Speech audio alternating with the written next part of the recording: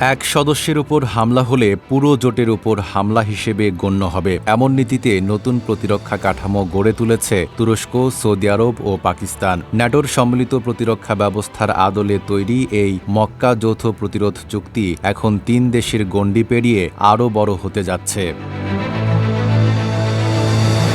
শুক্রবার স্বাক্ষরিত চুক্তিতে বলা হয়েছে, জোটভুক্ত কোনো দেশের উপর সশস্ত্র হামলা হলে অন্য সদস্যরা প্রয়োজন অনুযায়ী সামরিক, গোয়েন্দা ও রসদ সহায়তা দিতে পারবে। তবে কোন পরিস্থিতিতে কী ধরনের সহায়তা দেওয়া হবে তা পরে নির্ধারণ করা হবে।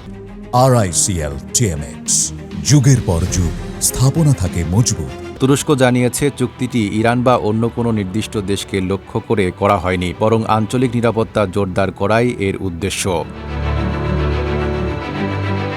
এখন জোটের সম্ভাব্য সম্প্রসারণ নিয়ে আলোচনা শুরু হয়েছে। তুরস্কের পররাষ্ট্রমন্ত্রী হাকান ফিদান জানিয়েছেন, মিশরকে এই জোটের স্বাভাবিক অংশীদার হিসেবে দেখা হচ্ছে। কারিগরি জটিলতা কাটলে কায়রো এতে যোগ দিতে পারে। এছাড়া কাতার, কুয়েত, বাহরাইন, ওমান ও সংযুক্ত আরব আমিরাত সহ উপসাগরীয় দেশগুলোর নামও আলোচনায় রয়েছে। বিশ্লেষকদের মতে, কাতার ও কুয়েত তুলনামূলকভাবে সম্ভাব্য প্রার্থী। আজারবাইজান, সিরিয়া ও জর্ডানও ভবিষ্যতে যুক্ত হতে পারে বলে ধারণা করা হচ্ছে। তবে জোটটি শেষ পর্যন্ত কতটা বিস্তৃত হবে তা নির্ভর করবে সদস্য দেশগুলোর জাতীয় স্বার্থ, কূটনৈতিক সম্পর্ক ও সামরিক দায়বদ্ধতার উপর।